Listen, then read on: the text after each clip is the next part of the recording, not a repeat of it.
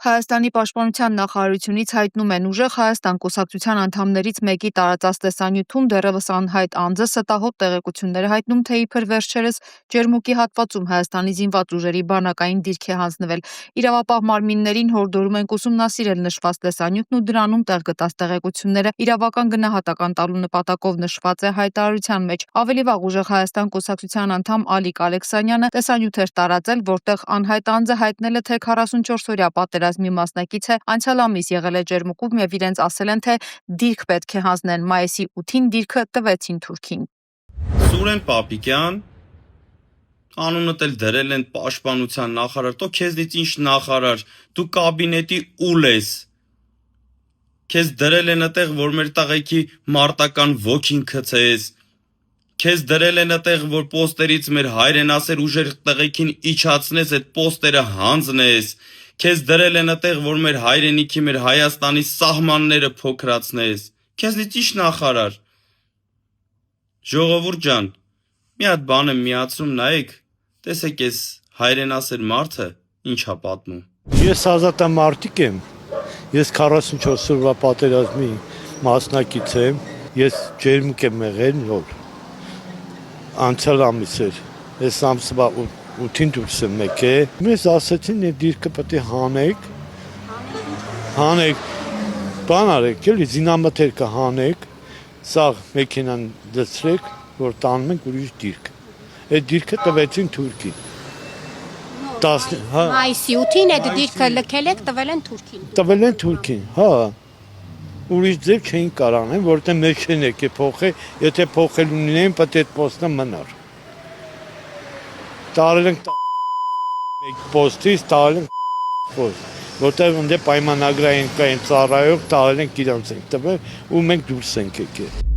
Հայաստան-Թուրքիա հանձնաժողովի համատեղ նիստ է տեղի ունեցել Ախուրյան Արաքս գետերի ջրերի համատեղ օգտագործման թեմայով ջրային կոմիտեից հայտնում են, որ այն առաջին անգամ էր Երևանում անցկացվում, նշվում է, թե հանդիպման ընթացքում ձեռք են բերվել մի շարք կարևոր պայմանավորվածություններ, իսկ թե ինչ պայմանավորվածություններ չեն ներկայացվում։ Նախիջևանի ինքնավար հանրապետությունում հունիսի 18-ից 19-ը կանցկացվի Վերադարձ Արևմտյան Ադրբեջան խորագրով 3-րդ փառատոն կոնգրեսը։ Ըստ ադրբեջանական Report այս պարբերականի հրապարակման միջոցառման անցկացման վայրը կլինի Օրդուբադ քաղաքը։ Կազմակերպիչների թվում են Նախիջևանում Ադրբեջանի նախագահի լիազոր ներկայացուցչությունը, Երկրի գիտության եւ կրթության նախարարությունը, Նախիջևանի պետական համալսարանն ու Արևմտյան Ադրբեջանի համայնքը։ Կոնգրեսի օրակարգում ներառված են զեկույցներ եւ քննարկումներ, որոնք վերաբերում են Արևմտյան Ադրբեջանի թեմային, պատմամշակութային ժառանգությանը եւ վերադարձի հեռանկարներին։ Հայաստանի իշխանությունները նախկինում բազմիցս արձագանքել են այս ձևակերպմանը, ընդգծելով, որ Հայաստանի տարածքի նկատմամբ Արևմտյան ադրբեջանական կիրառումը անընդունելի է։ Երևանը նաեւ հայտարարել է, որ նման հարց որևէ բանակցային կամ քաղաքական քննարկման առարկա լինել չի կարող։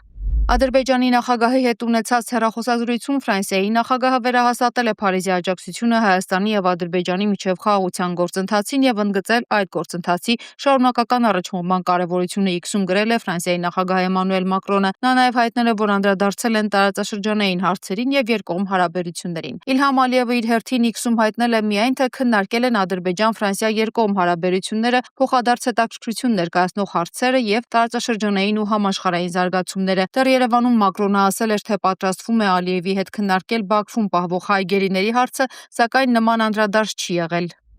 Ռուսաստանի փոխարտգործնախարար Միխայել Գալուզինը հայտարարել է, որ Հայաստանը չի կարող միաժամանակ անդամակցել եւ Եվրասիական տնտեսական միությանը եւ Եվրամիությանը։ Գալուզինի խոսքով Երևանի այս մոտեցումը, ըստ որի Հայաստանը կարող է պահպանել անդամակցությունը ԵԱՏՄ-ին մինչեւ Եվրամիությանն անդամակցելու գործընթացի ավարտը, Մոսկվայի համար ընդունելի չէ։ Ռուսաստանի փոխարտգործնախարարը նաեւ պնդել է, թե Արևմուտքը փորձում է Հայաստանն օգտագործել Ռուսաստանի դեմ։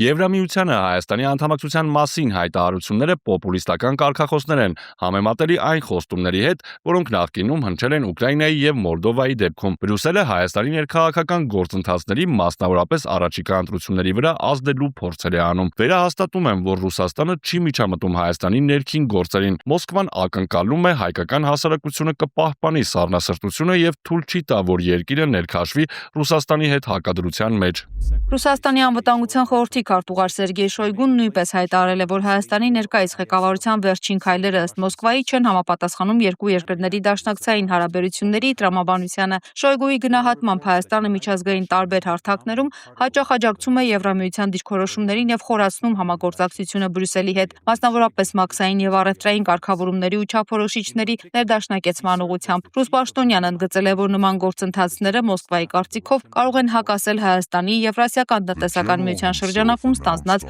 պարտավորություններին։ Ռուսական կողմը Հայաստանից պաշտոնական ծանուցում է ստացել, որ Հայաստանի վարչապետ Նիկոլ Փաշինյանը չի կարողանա մասնակցել ԵԱՏՄ նիստին, սակայն խնդիրը ոչ թե նրա բացակայությունն է, այլ այն, որ սա արդեն օրինաչափություն է դառնում, հայտարարել է Ռուսաստանի արտգործնախարարության պաշտոնական ներկայացուցիչը։ Բուն միության համար որևէ ողբերգություն չկա, խնդիրը Հայաստանի մեջ է։ Մոսկվան նախատեսում է գնահատել իրավիճակը հիմնվելով այն կոնկրետ գործնական քայլերի վրա, որոնք ձեռնարկում է Հայաստանի Հանրապետության կառավարությունը իր Եվրոպամետ ուղին իրականացնելու համար եւ որոնք ազդում են Եվրասիական տնտեսական միության վրա։ Սա լիովին հակասում է ոչ թե այն պատճառով, որ մենք դեմ ենք փոխգործակցության տարբեր ձևերի համատեղմանը, հակառակը մենք միշտ ասել ենք, որ համագործակցությունը հնարավոր է ներդաշնակ ձևով համատեղել տարբեր ուղղություններով, սակայն դա հնարավոր էր մինչև Արևմտյան Եվրոպայից ուղիղ հարվածների գալը եւ քանի դեռ դա հիբրիդային պատերազմի չէր վերածվել, այդ թվում տնտեսական ոլորտում։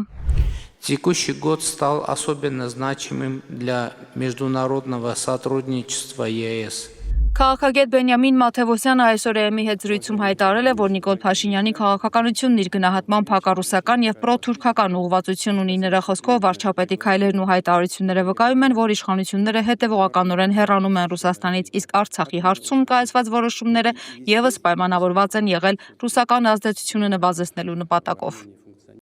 Փաշինյանը մի օր մի հայտարարություն է անում, մի օր դրան լրիվ հակառակ, սակայն եթե քաղաքականությունը համայնքապատկերում ենք նայում եւ դրա արդյունքները հասկանում ենք, որ այս մարդը խորը հակառուսական եւ խորը պրոթուրքական հակաարցախյան քաղաքական գործիչ է։ Ինքն Արցախը հանձնել է այն տրամաբանությամբ, որ այնտեղ չլինեն ռուսական խաղաղապահ ուժեր, ու իր ընկալմամբ դրանով Հայաստանին անկախացրել է։ Ավելին, չզարմանաք, որ մի օր հայտարարի, որ ինքն Ադրբեջանին էլ է անկախացրել, որովհետեւ հանձնելով Արցախն Ադրբեջանին, ինքը Ռուսաստանին զրկել է լծակներից, ազդելու նաև Ադրբեջանի քաղաքականության վրա։ Դուք մի հատ տեսեք, թե այդ մարդու շուրջ ինչ մարդիկ են հավաքված, ինչ քաղաքական անցյալ ունեն եւ կտեսնեք, որ այդ հակառուսականության ռահվիրակ գործիչներ են նրա շուրջը։ Եթե դուք սպասում եք, որ Փաշինյանը պայմանականորեն Ռուսաստանի Դաշնության դրոշը կամ Վլադիմիր Պուտինի նկարը այրելու է, դժվար թե այս փուլում անի։ Ճիշտ է, եթե հունիսի 7-ին վերընտրվի, կեղծիքով, կռվով կարող է դա էլ անել, բայց գոնե այս փուլում նման քայլ չի անի։ ՀԿ անդամ Էդուարդ Շարմազանովը քննադատել է վարչապետ Նիկոլ Փաշինյանին, պնդելով, որ վերջինս փորձում է Արցախի հարցում պատասխանատվությունը տեղափոխել միջազգային միջնորդների վրա, այդ թվում ԵԱՀԿ Մինսկի խմբի համանախագահներին։ Լրիվ կրկես է, նախկիններից, արցախահայերից, ռուսներից հետո Փաշինյանը հիմա էլ իր կողմից Արցախի հանձնումը գցում է ԵԱՀԿ միջնորդների գրպանը։ Մարդն ասում է, Ղարաբաղի հարցի կարգավորման ընթացքում միջնորդները սեղանին դրել են այնպիսի իրավիճակներ, որ բացառվի լուծումը։ Ու սա ասում է նա, ում հրապարակած փաստաթղթերից պարզ երևում է, որ Արցախի հանձնման ու հայաթափման գլխավոր մեղավորն ինքն է, Նիկոլ Փաշինյանը։ 2019-ի հունիսին համանախագահները Նիկոլին առաջարկել են լուծման տարբերակ, որը Արցախին ընձեռում էր միջանկյալ կարգավիճակ ու հանրաքվեով վերջնական կարգավիճակի հստակեցում։ Ինչ է անում Փաշինյանը։ Փաստացի մերժում է այդ առաջարկներն ու ասում. Արցախը Հայաստան է եւ վերջ։ Դա հանգեցնում է հազարավոր զոհերի, պարտության ու Արցախի հայաթափման։ Հետևաբար միջնորդները մեղավոր չեն։ Հանցավոր մեղավորություն է դրսևորել Փաշինյանը, ում պատճառով էլ Արցախը հայաթափվեց։ Իսկ այդ խարանը չի ջնջվելու երբեք։ Իրանի արտգործնախարար Աբբաս Արաղչին հայտարարել է, որ Թեհրանը պատրաստ է թե բանակցությունների, թե ռազմական դիմակայության կախված իրավիճակից եւ երկրի շահերից։